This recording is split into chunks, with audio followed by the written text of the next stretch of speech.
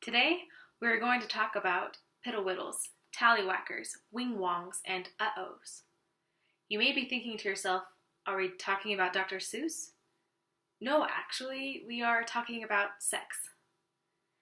Piddle-widdles, wing-wongs, tallywhackers, uh-ohs, these are all terms that parents teach their little boys in place of the word penis. As parents and future parents, we must teach our kids correct anatomical terms, and we also must begin to teach our children early and frequently about their bodies and about the changes that will occur. A survey that I did on my peers, 35% told that they were never taught the correct anatomical terms.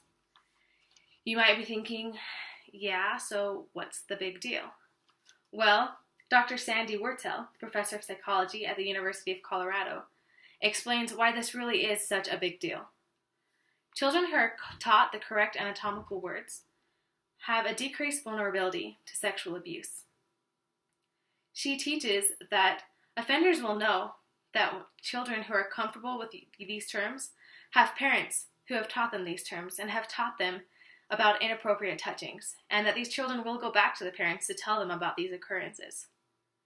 But she states that while this is important, what's even more important about teaching children correct anatomical terminology is that by calling genitals by nicknames, you're actually leading them to be perceived as something shameful or bad.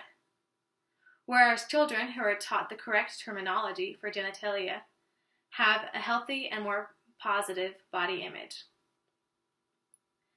Remember the word uh-oh used in place of penis?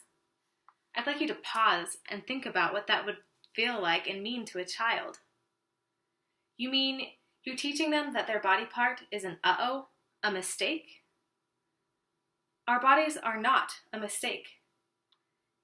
You told them that really one of the most private body part is a mistake. But I'd like to tell you something. There's a nose. This is an elbow. How about a hand? And that's a vagina. These aren't good or bad. That's just what they are. Now, some argue that teaching sexual education to young children will increase promiscuity.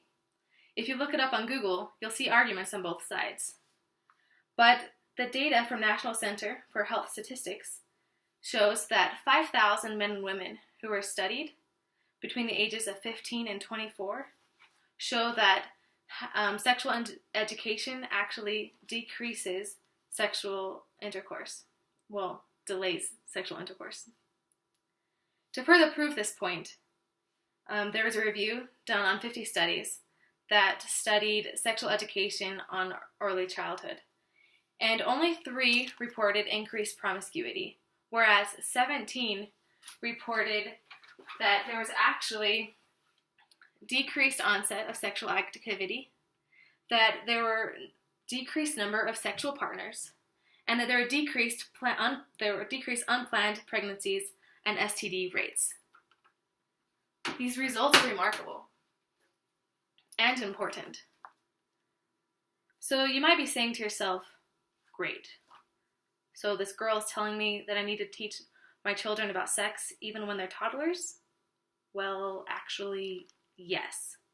You should be having these conversations with your 2-year-old, with your 3-year-old, with your 5-year-old, with your 7-year-old, with your 10-year-old.